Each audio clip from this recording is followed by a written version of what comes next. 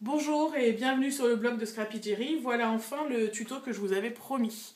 Alors, pour faire la petite boîte, il va vous falloir un cardstock. Moi j'ai choisi du rose parce que j'aime le rose. Et c'est une feuille qui fait 26 sur 20.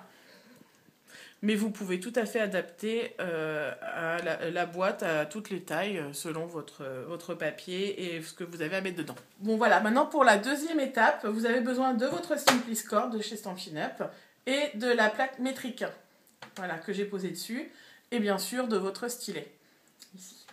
Vous allez donc plier à 10 et à 16. Tout bêtement, donc à 10 et à 16. Moi, je préfère y aller 2 fois pour être bien sûr. Ensuite, vous tournez votre feuille. Et maintenant, vous allez simplement plier à 5, ici.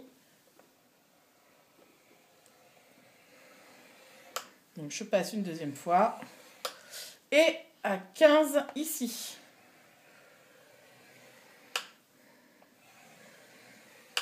Et là, votre boîte est presque terminée.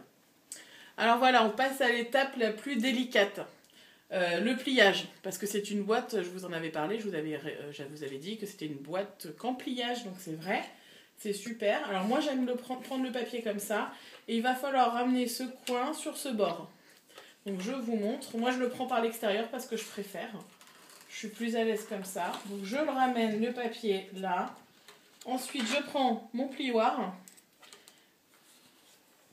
et je viens appuyer comme ça. Ensuite, il me suffit de le rentrer dans l'autre sens pour faire la boîte. Et vous faites ça sur les 4 côtés. Pour être sûr que ça soit bien clair, je vais vous montrer un deuxième côté, surtout que c'est le côté sur lequel je me sens moins à l'aise, sachant que je suis droitière, c'est peut-être pour ça. Donc voilà, donc pareil. Donc là, je vais pousser le papier sur le côté et rentrer celui-là. Je le mets bien sur la ligne, je tiens avec mon doigt et je passe mon plioir. Alors ça paraît un peu bizarre de faire ça comme ça, mais c'est comme ça que je me sens à l'aise pour le faire. Et pareil, après je le rentre dans l'autre sens. Et voilà, et là vous obtenez déjà ça. Et si vous le faites sur les 2 autres côtés, vous aurez déjà une bonne structure de la boîte. Donc voilà, quand les 4 côtés sont pliés, vous obtenez ceci, d'accord? Alors après c'est au choix, vous pouvez coller le papier ici, si ça vous plaît. Moi j'ai pas trouvé qu'il y avait forcément besoin. C'est simplement du pliage. Donc après, vous ramenez les bords ensemble. Et pour faire ça, il suffit d'appuyer sur chaque côté comme ça avec votre doigt. Et de les faire venir doucement l'un contre l'autre. Et après, pour fermer la boîte, moi j'ai simplement fait des trous. Alors voilà, donc là j'ai fait tous mes trous. Maintenant je vais passer mon ruban. Je vous montre simplement comment on passe le ruban. Donc 2 par 2, d'accord, comme ça d'abord.